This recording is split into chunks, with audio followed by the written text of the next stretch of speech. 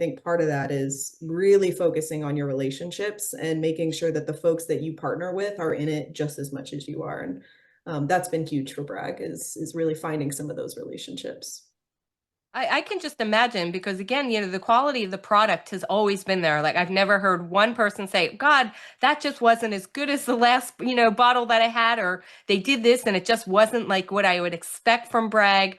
But when you're doing things like trying to ensure your sustainability, and even uphold your environmental regulations and your goals kind of thing, how much does technology I guess really technology and supply chain play into that? Because let's use like turmeric as an example. We seem to, especially in our very hyper consumer era that we're in right now, we find one ingredient and then the market wants to beat it to death, right?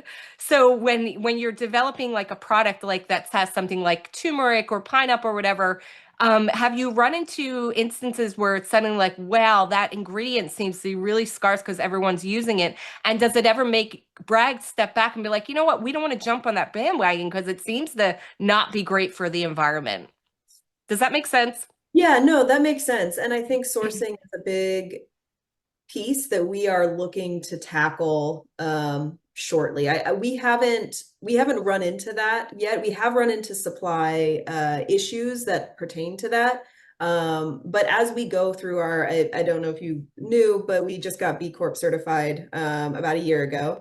And the recertification standards that are coming up are really, they're a lot more robust. And it's going to force companies like ours, for the better, to think about some of these things that we not necessarily haven't been thinking about, but perhaps don't have a strategy yet towards. So sourcing is one of those things that I'm really excited for, and looking into kind of working closer with our partners to mitigate some of these issues, like you mentioned, sourcing ingredients that might be scarce or might be somehow problematic in a certain way, and figuring out alternatives to that. And I think that's something that's an opportunity that Bragg has to go get, and a challenge that I'm really excited to meet.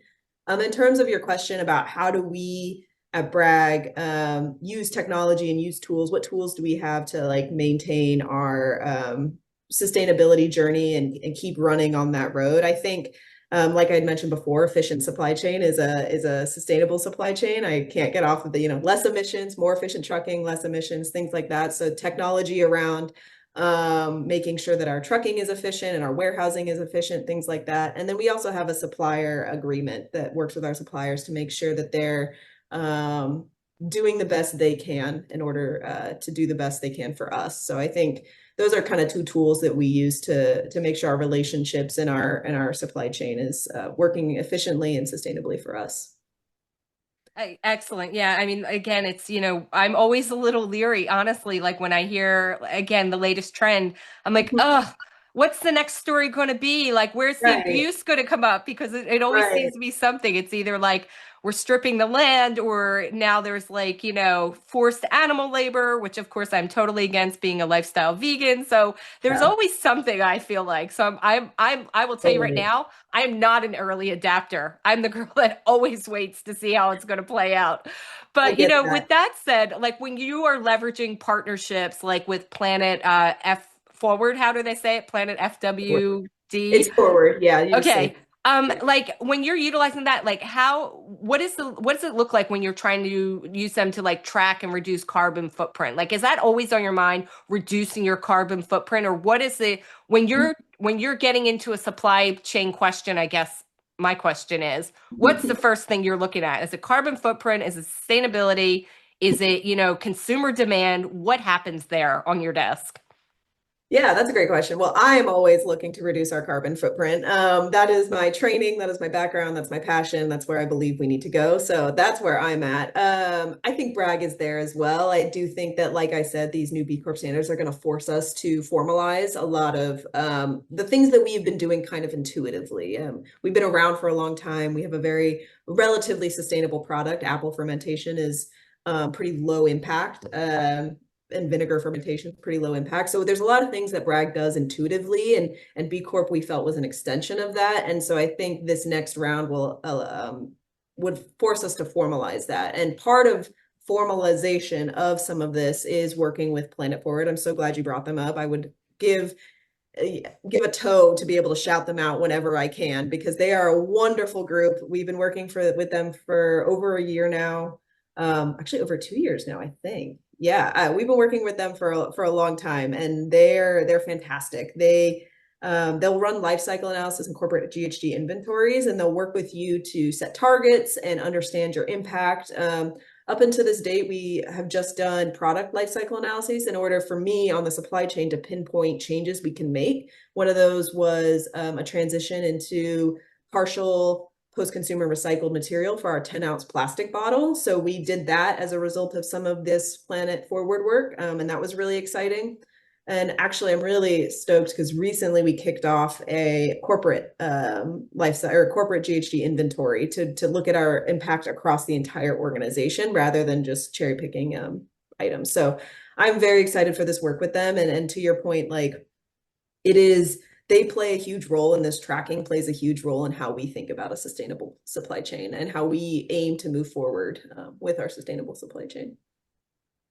Right on. I mean, that's the other thing that's always like I'm thinking about when I'm as a consumer buying something. It's Mm. God, it's like, what is the carbon footprint of this product and of me too? There's so many things now that, especially because of social media, we get served, basically like you should buy this and makes your life easier. And sometimes you play into it. You're like, okay, order it. And then it shows up at your house and it has so much styrofoam and packing and things like that. You're Yeah. like, I did not need this one piece of fruit wrapped Box in in a like box, put in 15 a box, pounds of, box in a yeah, box.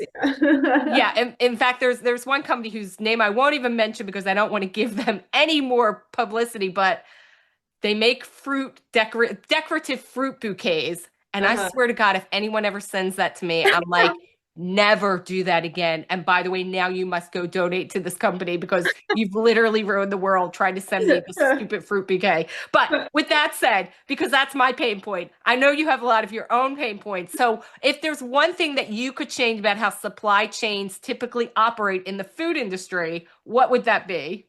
Oh, yes, I saw this question on the prep questions, and it's the only one that I have multiple question marks around. There's a lot. There's a lot of things that I think about, like more rail. That'd be great. I'm a huge, big rail fan. Let's do more rail. We already talked about that. Let's go. Amtrak. Here we go. Better waste streams. That's always a one on my mind as well. Better packaging, better sourcing. There's all these things.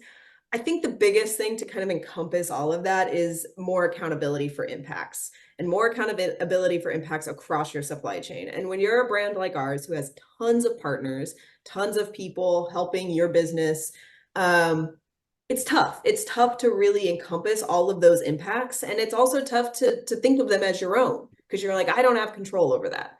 Or I guess it's easy to fall into that trap where you're like, I don't have control over that. It's not my business. Um, but ultimately your business grows and benefits off of that. So I think something that, again, the B-Corp standards that just came out and other companies are really starting to do is focus on those what we call scope 3 emissions and those supply chain emissions that you aren't necessarily immediately responsible for and accountable for, and counting them as your own, working with your partners and saying, yes, I recognize that this is not my business, but it's your business and your business is my business. So like, let's work together. And again, that goes back to good relationships. Let's work together to improve X factor, your waste stream, your water usage, whatever, your energy usage, and whatever it is. So I think accountability within the supply chain is going to be the next step is people just saying, you know what, this is part of what I need to fix. And I'm instead of like, that's not my problem. So that's where I would like to see kind of companies step up and make a bigger impact. It's true because it truly is all of our problems. Like, as for as much we're like, no, somebody else will figure that out. It's like,